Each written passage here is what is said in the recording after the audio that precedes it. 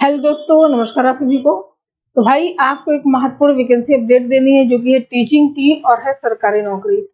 तो पूरी डिटेल को ध्यान से समझिएगा। ठीक है, आदर्श विद्यालय शिक्षक भर्ती है, ये उड़ीसा की सरकार के द्वारा निकाली गई है और आप उड़ीसा की वेबसाइट पे जाके इस वैकेंसी को फिल कर सकते हैं।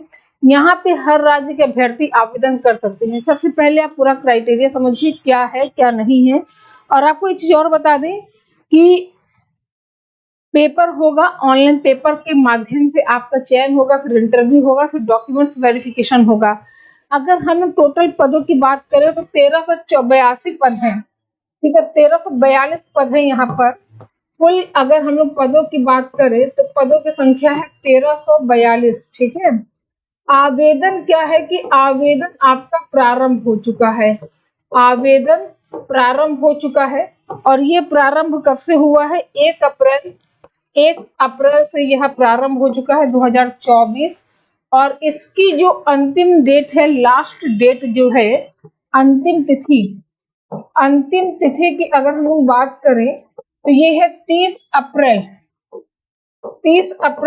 2024 ये अंतिम डेट है ना। पहले पूरा समझिएगा, ये जो वैकेंसी है स्पेशली ये टीजीटी और पीजीटी के लिए है। तो यहाँ पे जो आपका टीजीटी का वेतन है, ये लगभग आपका 44,000 के समथिंग है। और जो पीजीटी का वेतन है, इसमें आपका 67,000 समथिंग वेतन है। ठीक है, थोड़ा सा आगे पीछे है लेकिन मोटा मोटा आप इतना मान लीजिए। इसमें टीचिंग के साथ साथ आपके प्रिंसिपल के भी पदों के लिए आवेदन मांगा गया है। और चलिए एक चीज समझिएगा, आयु की अगर हम लोग बात करें कि क्या आयु होने वाली है, आयु की हम लोग बात करें तो अधिकतम 50 वर्ष रखी गई है। ठीक है, अधिकतम कितनी? अधिकतम 50 वर्ष की आयु का निर्धारण किया गया है। और साथ ही साथ जो आवेदन शुल्क लगना है, आवेदन शुल्क की अगर हम लोग बात करें कि आवेदन शुल्क कितना लगना है, तो यहाँ पे जनरल ओबीसी की अगर हम लोग बात करें, जनरल और ओबीसी, ठीक है, जनरल ओबीसी के लिए 2000 रुपए है, 2000 रुपए है। बाकी अगर हम लोग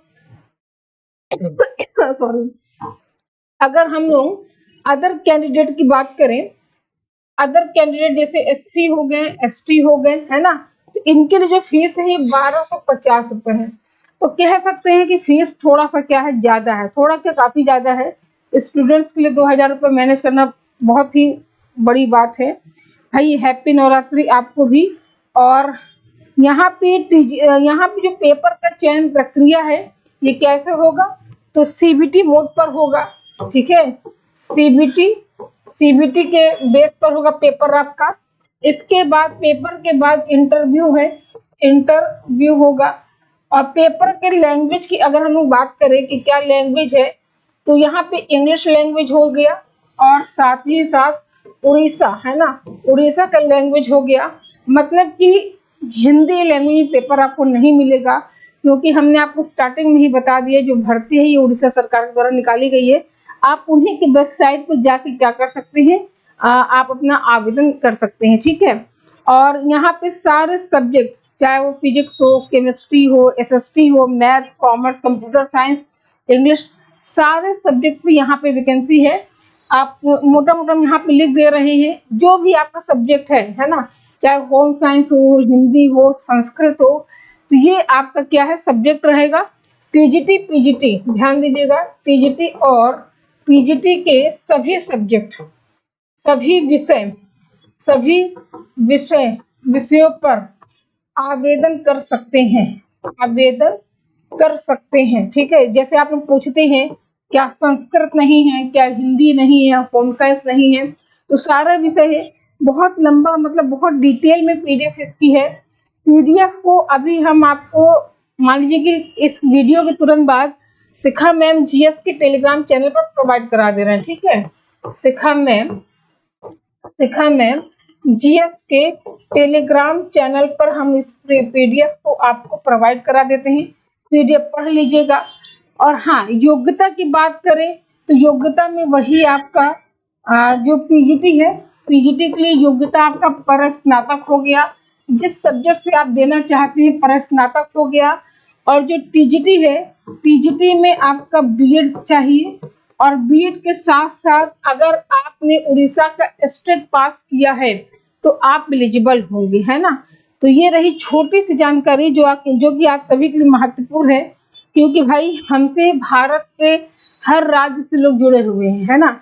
ऐसा नहीं कि केवल यूपी एमपी के ही। रंजना जी मैम क्लास क्यों नहीं ले रही 2 दिन से? कल से रहेगी, थोड़ा मेरी तबीयत डाउन थी से नहीं ले पा रहे थे, लेकिन कल से आपकी क्लास बराबर रहेगी, ठीक है जी। यूपी के स्टूडेंट फेल कर सकते हैं, लेकिन उड़ीसा का स्टेट होना चाहिए, है ना। हर सरकार का अपना, हर राज्य का अपना अलग स्टेट होता है, जैसे बिहार में स्टेट होता है। अगर आपको बिहार का टीजीटी पीजीटी देना है तो वहाँ का स्टेट होना चाहिए। ठीक उसी प्रकार अगर आपको उड़ीसा का देना है तो उड़ीसा का स्टेट क्या है, होना जरूरी है ना। तो एक छोटी सी जानकारी थी जो कि हमने आपको बता दी है।